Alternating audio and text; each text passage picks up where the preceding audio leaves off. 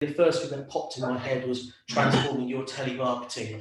We've come out, for a lot of people I've spoken to, a very quiet August period. September has picked up, and now we're looking to October, November, before the Christmas lull in most B2B worlds, and then looking for the new year to kickstart our businesses from there, okay? And one thing we have to do is we have to get our marketing right, because what we're going to come across are, times will be tough, we'll be spending less, we know what's going on in the world. So if we can get our marketing right, we can get our offerings correct, we can get our communication channels right, we will thrive in this period, okay? So what we're going to cover today, okay, we're going to cover how to create a process that drives conversation, okay? We're going to then move on to creating value-driven conversation through telemarketing. We then want to understand what are the foundations for a long-term relationship. So typically the old school methods of telemarketing, it's very quick sales, it's very, flash in the pan, you don't really get a chance to build a relationship with a client. And then we want to understand the psychology behind our telemarketing as well, okay? 4 key components to get long-term clients out of telemarketing. All right, so I want to start by who on this webinar actually has a telemarketing process. If you do, just pop yes in the comment box, and of course what industry you're operating in, what industry you're working. That would be brilliant. Who has a genuine, dedicated process that they follow? Yep, Steph, brilliant. Holly as well. Anyone else? 2 so far. Okay, brilliant. So there you go. We've got about 14 people on this call, I think, okay? And already we've got 2 of the 14 that actually have a telemarketing process. So any type of marketing you do, a process is really important. You can then measure that process, you can lend the metrics against it, and then you can change where you need to really get the best results possible, okay? And Eddie's got a process to supply cleaning and janitorial products, and Steph's in the energy industry. Okay, brilliant. Who on this call has ever bought from a telemarketing call? Or booked or gone and sat a meeting with a telemarketer who's contacted you cold via the phone? If you have, leave a yes. If no, leave a no also.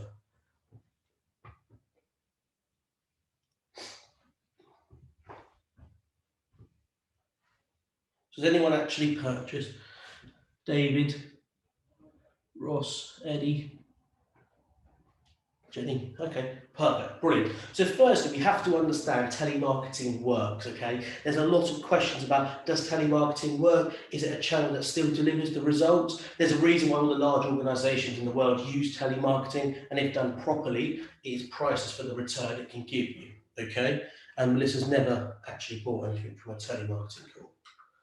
So how can we drive conversation? So whenever someone has telemarketing training, whenever they go into a meeting with their sales manager, sales director, we've got some telemarketers and salespeople on this call. We then also have some managing directors and sales managers, sales directors as well. So we're going to try and target this webinar twofold. Okay. Now, typically, when we talk about driving conversation, we look at these 4 things. So practice your script, sit up straight or stand up, know your product inside out. Make sure you follow the process, okay? I've worked in organizations where you start the day stood up for whatever reason, 9 till 10, because apparently it gets you talking better. It's not. It's just an old school trait, micromanagement, okay? It doesn't work. These 4 here, okay, yawn. It's boring, it's done. It's not 1980, it's not 85, where we all go to the pub every night afterwards and celebrate our sales. We're not Jordan Belfort, okay? What we are is we're smart salespeople that understand the goal of generating revenues and long-term relationships. And our very first communication with our prospect will typically come through telemarketing, okay? So why are we going to have a script for that? Why are we practicing a script when there's potentially a different conversation to be had with every person you speak to, okay? We hear it all the time. We hear of the straight line selling, the way of the wolf. It did work and it does work. But it's not a long-term strategy. Typically, these sales are fast, they're transactional sales. If you are looking for one-off sales and to get onto the next customer, you can crack on and use these sales techniques, but they're not going to get you an established relationship with your prospect, okay? What we do want to be doing, okay, how do we actually drive genuine conversation? Well, firstly, ditch the script, okay? B2B buyers are so switched on now, okay, we're in 2022, they know when they're being sold to. They know when you're asking them a question to understand the pain point they're facing, okay? So typically these people are going to shrivel up and they're not going to share this information with you, okay? So let's ditch the script and let's just start by having a genuine conversation like we would if we were at a networking event, if we're at an exhibition. I can guarantee almost everyone on this call will have a higher conversion rate for their leads that they generate at an exhibition or a networking event, or if they know someone. And the simple reason for that is you're actually just having a normal conversation. Because if you start trying to do your straight line selling in front of someone, they're going to clock on and you're going to have a very awkward conversation.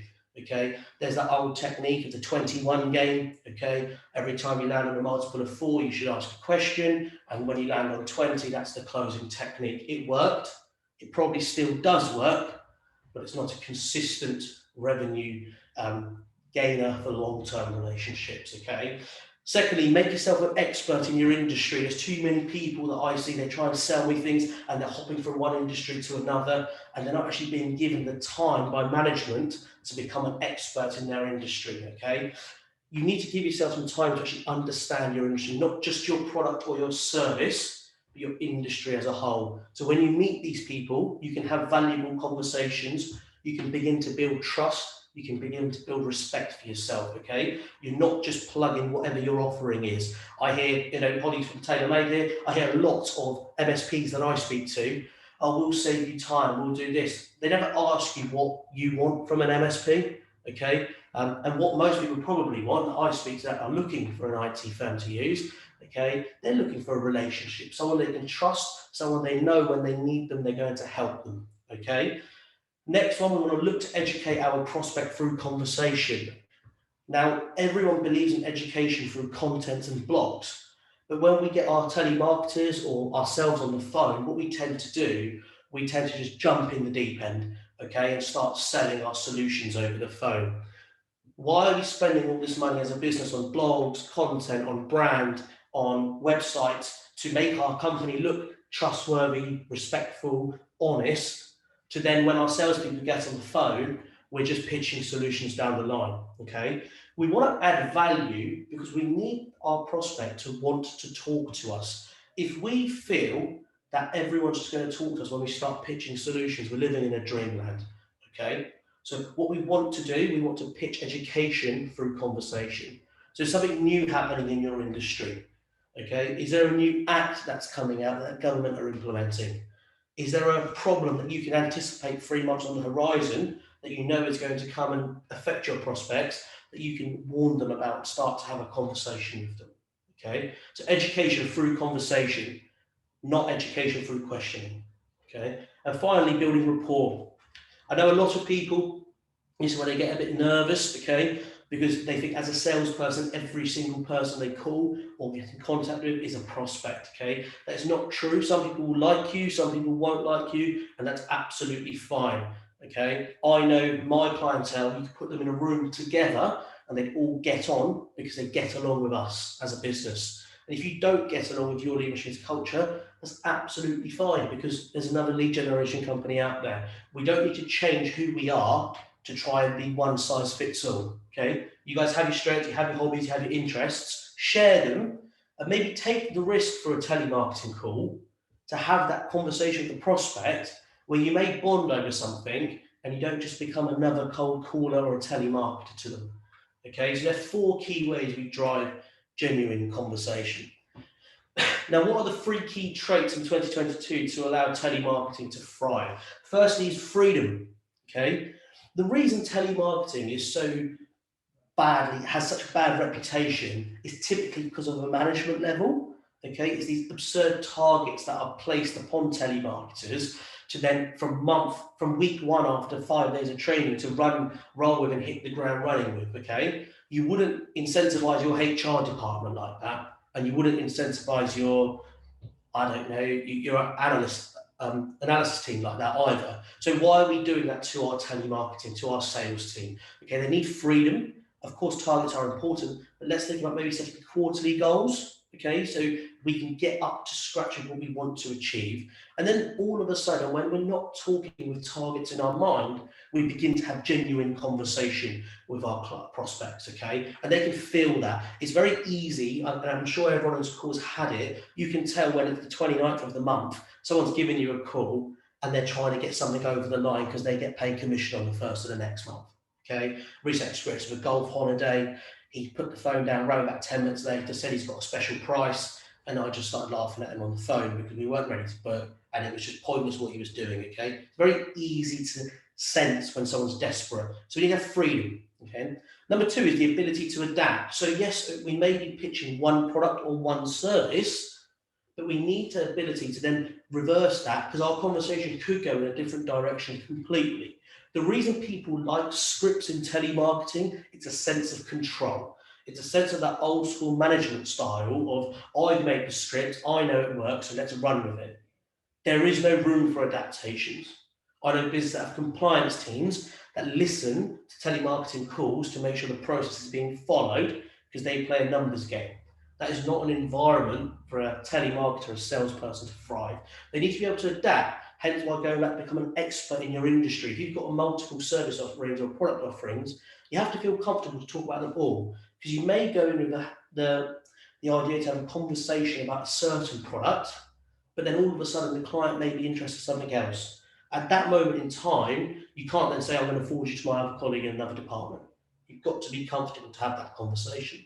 And number three, that leads on to expertise, okay? So freedom will allow you to adapt, but to adapt, we have to have expertise, okay? Using the comment box, who would say they're an expert in their industry, yes or no?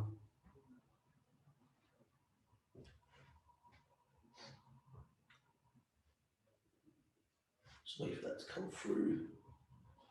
Yep, got one yes from Chantel. Anybody else? Just wait for a few more.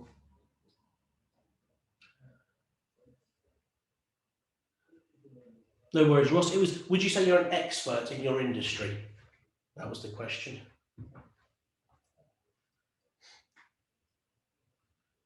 Yes.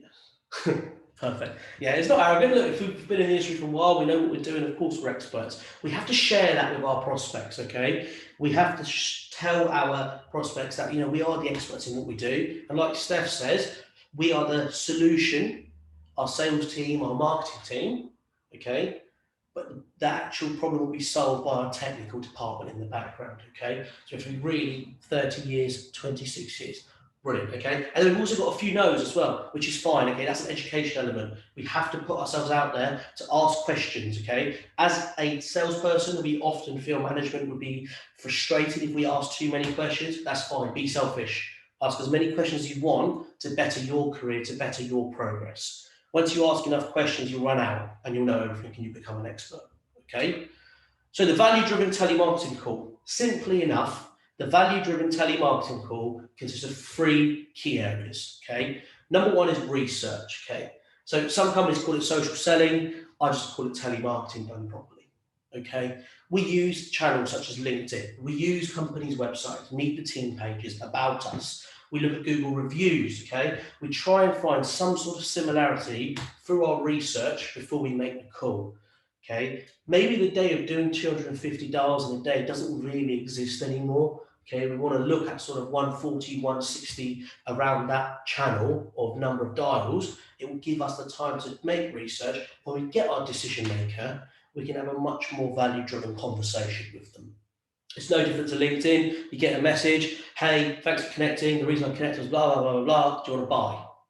Or if someone actually did some research on LinkedIn, mention, hey, I've just seen the office move, Steph, looks really good. And then go from there, okay? You're creating some relevance, you're showing them some research, you're showing the prospect that you can, okay? Moves on to our next part, relevance. Why are you phoning, okay? If you've just been given a list and you're just aimlessly dialing through people, you need to stop and you think, why are we actually phoning? What benefit can we have on this prospect, this decision maker, this MD, this marketing director, sales, or whatever you're selling, okay? Because you're not in their diary. We need to understand that. When they don't want to speak to you, not being rude, they're probably busy. Okay, we're not in their diary. So straight away, we've got to make that relevance with them. Okay, we've got to tell them why we're calling. Okay, maybe use something, typically our clients find this, this and this. So we know for your lead machine, typically our clients, they either are time starved to actually do the telemarketing or the lead generation. They don't have the resources internally to do it, or they simply just don't know how to do it. And that's why they then use us, okay? So that's not a bad way of starting a call. When someone asks why you're calling, the reason is I'm working with architectural firms. Typically, we are finding this, this, and this. How can we help them? Okay. And then finally, our solution. What is the solution? Okay. Are we pitching a one size fits all, or do we have specific solutions for specific needs? The one size fits all, the popcorn analogy is small, medium, large. It works, but it works in transactional sales. We're not building a relationship. Okay. So research, relevance, and solution. So what connotations do you associate with telemarketing? This is going to be really interesting. So using the chat box, any word that comes to your mind, nothing's too rude, pop it in there, what you think about telemarketing or telemarketers in general. And let's have a look at what we come up with. Cold calling. Okay. Cold call. Anyone else? Cold call as well. Okay. It's a little bit friendly at the moment. Time wasters. There we go. Thank you, David. Contacted by letter first. Steph. Okay. What are your real opinions? Come on, unsolicited callers. Those irritating energy phone calls. Yeah, we've all had them. What else do we have? Keep going. What do you think your prospects think when you dial them, when you phone them? Obviously, we're all on this call because we like sales, we like marketing, we're in it every day. What about the people that aren't? What connotations do they have in our industry on what we do for a living? Okay, Steph sends a letter first. Intrusive times. They're so happy to hear from me. Just because you're such a friendly face, Ed, everyone knows you. Then follow up with call. Okay, interesting, like a PMP campaign, Steph. Yep, that does work. Phone around phone gives you a reason to talk. Okay, perfect. So what we need to understand is that the term telemarketing, the term sales, to majority of people comes with negative connotations, okay? Now this is understanding the B2B buyer. If we're going to go and make a phone call with the thought process that, you know, they want to talk to us, why do they not want to talk to us, or we get frustrated when they hang up the phone on us, okay, we have to realize that they probably had another 10 calls the same day trying to sell them something, okay? And now this is where people go wrong, trying to sell them something. Telemarketing is marketing. It's not telesales, okay? I used to work in insurance. We used to get bank details over the phone all the time. Don't know if anyone remembers, Barclays released an ad and the lady says, look what I did there. And it went viral and it started to cause a lot of awareness. The job became really tough. Barely anyone would give us their details over the phone. We'd start sending them direct debit forms, okay? Telemarketing is not telesales.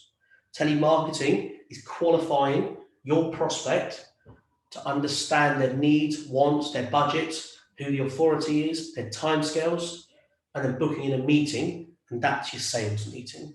If you go into telemarketing with the mindset of telesales, or your management think that telemarketing is telesales, you need to set them straight, because it's not. Because your target for telemarketing should be different to target for telesales if you do it. Okay.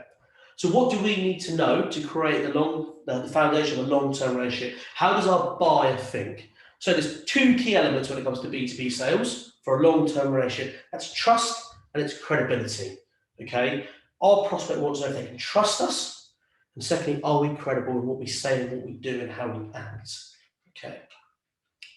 So there's four key areas of this, okay, that they want to know. Firstly, capability. Are you good at what you do? And can I trust you with the work output? So when we're speaking to them, they want to know, can we do what we want to do for them? And can they trust us? The word trust comes up again. Number two, dependability. Will you show up and meet your commitments? Can I trust you will do what you say? Okay, this is what they're looking for on this first initial communication with them. Okay, will you show up and will you meet your commitments? Or are you just empty promises? Okay, because that's how they'll judge you. You know, lots of industries, our industry, the digital marketing world, the IT world, the telco world, you know, there's so many industries that have predetermined ideas about. We have to show them we're different, okay? Because a lot of people do show up, but then they don't meet their commitments. So dependability. Number 2, integrity. Do you have a virtue of purpose, okay? Can I trust you to do the right thing by me, even when it might be in your self-interest not to? So this goes back to sales targets, okay? If I know someone's got a heavy sales target on their head, I will very rarely buy from them, okay? Because that's just on to the next one as soon as they get my order, okay? Can I trust that they're going to do the right thing by me? Are they going to say, actually, coach, I would recommend you use a smaller package because you don't need the larger package? Or are they going to try and sell me the most expensive product? Because in the long term, that doesn't create a long-term relationship, because within 4 weeks, I realise what's happened and I want out. Okay. And intimacy, how well do I know you? Can I trust the strength and depth of our relationship? So that all comes from rapport. What is the strength and depth of our relationship? And can I trust it? Okay, so all 4, capability, dependability, integrity, and intimacy, are all related to trust and credibility. Okay, so now we know what our buyer wants. How do we set the foundations early on? Okay, there are 5 key ways we do this. For our first approach, whether it be step with a letter, and then the phone call, also a PMP campaign, whether it be a phone call, whether it be LinkedIn outreach, or it be cold email outreach. Okay, firstly, honesty. We need to manage expectations for a long-term relationship. Okay, if we were to go out there and say we're going to get you 45 leads in a month, it doesn't happen after 4 weeks, you lose the contract with the client. Okay, under promise, over deliver. Be realistic. Understand there's a long-term game here. You want your client for 12 months, 24 months, 36 months. You don't want them to come through, make a sale, and then you never speak to them again.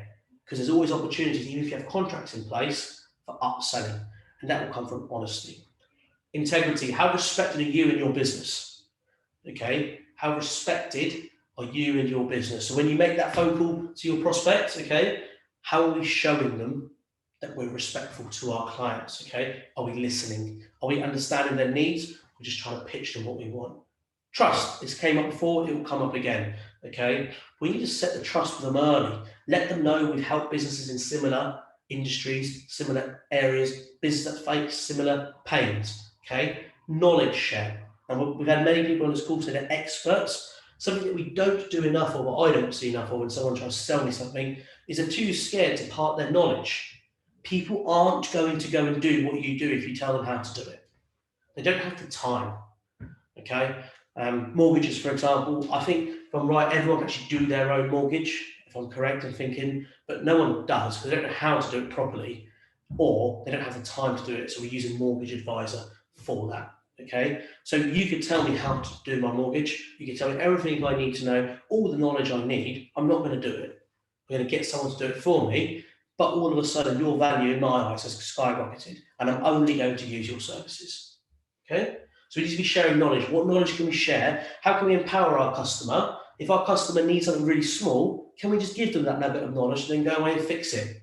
Because I promise you, in 4, 8, 12 weeks, they come back with a bigger problem. But because you've helped them before, they're now going to buy from you. Okay? And finally, rapport. It's come up before, it's come up again, and it will probably come up again as well. Okay? On that first communication, let's build rapport, let's have conversation. How can we help our prospect understand what we're about and how we work for them to build that relationship with us? Humans adapt, learn, and change. Okay? Through time, humans have always adapted. It's the art of evolution, and humans are still adapting. Okay? Business owners are adapting, MDs are adapting. They know when they walk in the office that their receptionist is going to get 10 calls from telco companies. They know their receptionist is going to get 10 calls from office supplies companies. How can we be different and appreciate the fact that humans adapt, learn, and change? Or are we going to be stuck in our old ways where we just keep going with our normal approach, and 1 in 400 prospects will be in a buying window and they'll just buy from you? If you make telemarketing calls and you rely on those people who say, actually, I'm looking for that, and if you think you get off that call and you've done a good job, you haven't. A 15-year-old can do that, a 10-year-old can do that. You've basically introduced yourself, told them what you do, and that morning they might have had a board meeting about that they need that service or product, and they've just bought from you, okay? For me personally, the nicest wins are the ones where they start by saying, oh, I don't think it is for me. But that's only because they don't actually know what you're promoting. That's their natural way to go. It's their natural art of defense. If someone within 10 seconds tells you they're not interested, it's not that they're not interested, they just don't know what you do. So your intro needs to change, okay? So when humans change, our telemarketing process should change.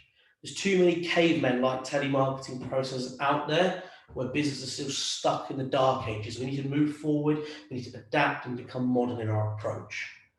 There are 3 key points to remember, okay? Number 1, the initial buy-in, 9 times out of 10, will always be emotional, okay? From that first bit of outreach to get that sales meeting, okay, it will typically always be an emotional decision to sit that meeting with yourself. Maybe because you built the rapport and they like you, maybe you took the time to understand them, maybe because they just understand the business and your credibility as a business and they may recognize the brand. But typically it'll be an emotional buy-in, the logic will kick in later. Within 30 seconds of conversation, your prospect will have an opinion on you. It's your job to decide what that opinion is, okay? So are we going to go really upbeat and once again, Jordan Belfort-like on the call with a nice, powerful introduction? Probably not, because to me, that screams salesperson. So the phone goes down, okay? Or are we going to have a very normal conversation like we would with a friend and just speak to our decision maker normally? There's a lot of businesses that work on intros, okay? If you work on your intro, you're acting, so you're being fake. So when you introduce yourself, the decision maker can realize that, and very quickly you're off the phone, okay? It is very unlikely that you will book a meeting from your first call. The prospect doesn't know you, they don't like you, and they don't trust you at this point, okay? It's our job to make multiple touch points. Some people say 7, some people say 14, some people say 21 touch points, okay? Through our telemarketing process, we must make multiple touch points with our clients, with our prospects, to get them to buy into our process. So like Steph said, it might be a PMP campaign, a phone, mail, phone. It might be an MP campaign, a mail, phone campaign. It could be a multi-channel lead generation strategy that telemarketing is part of with an email mail shot and decision maker LinkedIn inbox messaging. And we've got stuff on our YouTube on how to create those multi-channels so you can have a look at them as well. But what we need to remember is that the first telemarketing was part of a process. Okay, you will get the odd one, like I said earlier, who will bite straight away, but very rarely. Okay, objection handling versus not listening. So, straight line selling goes like this. Every time you get an objection, typical sales directors will draw it like this, and then what they'll say, you snap them back in, and the quickest way to bring them back is straight back in again. Okay. What we find ourselves doing when we objection handle by a script or by the book, where we assume, we're just aggravating the prospect because we're not listening, okay? Their situation may be they don't have a marketing budget left this year. So it doesn't matter how much you objection handle, they're not going to find 5 or 10 grand to use your services. So all you're doing is aggravating the prospect, where what you could be doing is having a genuine conversation, building a rapport. So in January, June, whenever it is, that budget resets, you can then go in and have a conversation with them. Too many people in sales live by this objection handling. Okay, it's great, it works to a certain extent, but it doesn't help create long-term relationships. Because what you're basically doing, someone said no, and you're asking why they said no. What's going to happen? You're going to have confrontation, and by the end of it, they don't need you, you need them, because they've got a lot of other suppliers they can go to. So why are we going head on with our prospect when we should say, that's fine, have a conversation with them, and then understand what the next steps are from there. If you would like a complimentary call to build a telemarketing strategy for your business, pop yes in the chat. We can get in touch and we can do that for you. Or if you work for an organization and you want some help with your own telemarketing, pop yes in the chat as well, and we can have a look at what we can do, 15 to 30 minutes on a call, and we can definitely help you out with that, okay? And then what I'll do, I'll get in touch with you afterwards via email, and then we can organize a time slot for that, okay? I'm going to leave you on this. Clients want relationships. okay, and solutions. They don't want services and products. The world of sales is changing, it's developing, okay? Let's build relationships, let's be forward thinkers. With what's going to happen, okay, that everyone's talking about, you know, the cost of living crisis, etc. Typically, what happens in a recession is 80% of companies will stay stable or they'll decline, but there's an opportunity for 20% to grow. For all of our businesses on this call, we should be looking at what's to come as an opportunity, a chance to build relationships where our competitors' customer service will fall off a cliff. They may lose resource, they may have to cut resource, they may be trying to cut their smaller accounts.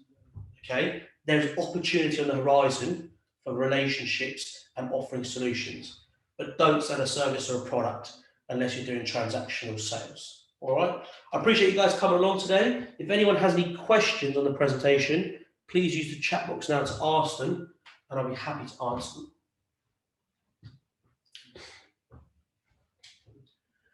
Jenny, should the motive of telemarketing always be the intention for a sale?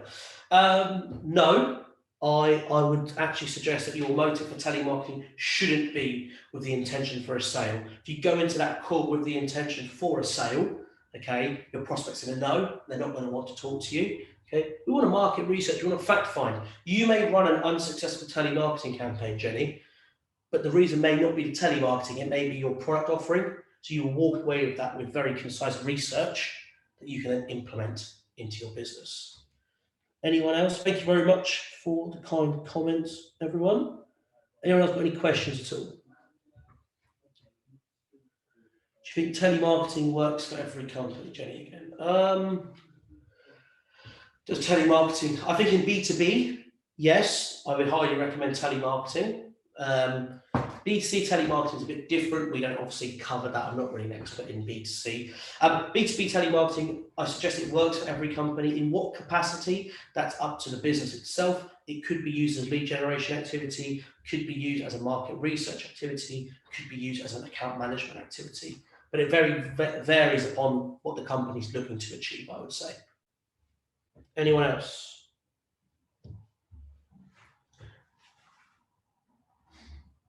Perfect. Well, what we'll do, guys, if you have any specific questions, you've got my email. It's coach@yourleadmachine.co.uk. Drop me a little line, okay, and we'll go from there for our next webinar as well. Jenny just asked, we do have a face-to-face workshop coming up, okay, in Southampton in December, and then we'll have another webinar in November, which we'll update you guys about. All right. Hope you have a great day. Any questions, drop me a line. And if you did put yes in the box, I'll be in touch to book a call with yourself. All right. Thank you very much. Cheers.